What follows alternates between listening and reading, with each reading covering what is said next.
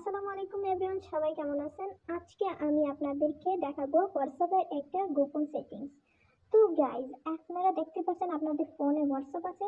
তো হোয়াটসঅ্যাপে যাবেন, যাওয়ার পর আপনারা মনে করেন একটা চ্যাটকে লক করে রাখবেন। তো আমি মনে করেন এই চ্যাটটাকে লক করে দেবো। তো আমি এর প্রোফাইলে যাচ্ছি, তারপর নিচে স্ক্রল করে দেখবেন চ্যাট লক অপশন আছে। এই চ্যাট লক অপশনটিকে অন করে দিবেন, ঠিক আছে? তারপর কন্টিনিউ ক্লিক করবেন। তারপর আপনার ফিঙ্গারপ্রিন্টটা ইউজ করবেন। আমি আমার ফিঙ্গারপ্রিন্টটা দিচ্ছি। দেখেন এটা কিন্তু এখন লক হয়ে গেছে। তো আমি একটু ব্যাকে গিয়ে দেখাচ্ছি।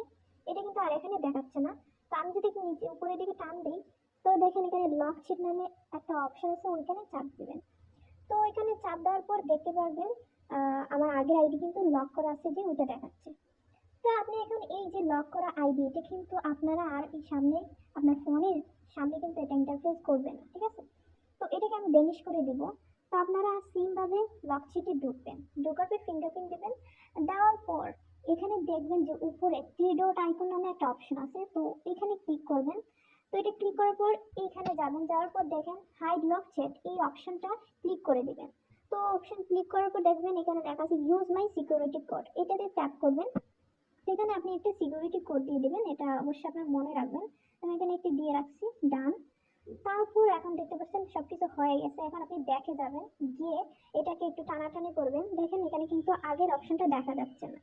তো আপনারা আগের মতো কিভাবে ফিরে আনবেন, ঠিক আছে? তো দেখেন উপরে সার্চ বাটন আছে, ওইখানে গিয়ে আপনার যে পিনটা দিয়েছিলেন ওইটা কিন্তু লিখবেন।